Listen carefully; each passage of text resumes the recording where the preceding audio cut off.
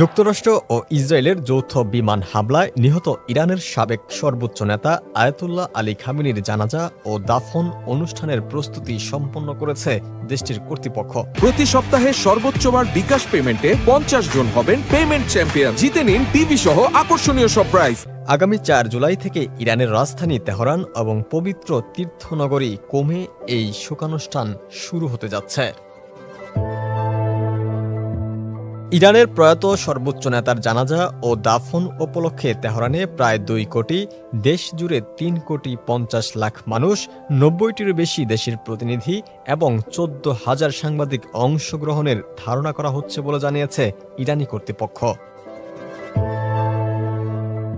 ইরানের রাষ্ট্রীয় সংবাদ মাধ্যম ইরনার বরাতে বার্তা সংস্থা আনাদুলু জানিয়েছে, ইরানের প্রয়াত সর্বোচ্চ নেতা আয়াতুল্লাহ আলী খামেনির মরদেহ রাজধানী তেহরানে শেষ শ্রদ্ধা জানানোর অনুষ্ঠানস্থলে নিয়ে আসা হয়েছে। বৃহস্পতিবার রাতে তার মরদেহ সেখানে পৌঁছায়। তার মরদেহ ঘিরে ইরানিদের মধ্যে চলছে শোকের মাতম।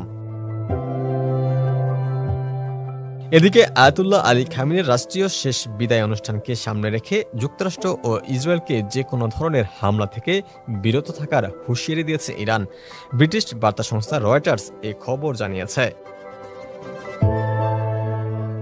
গত 28 ফেব্রুয়ারি তেহরানে তার সরকারি বাসভবনে ইসরায়েল ও যুক্তরাষ্ট্রের প্রথম দফার বিমান হামলার সময় 86 বছর বয়সী খামেনি নিহত হন।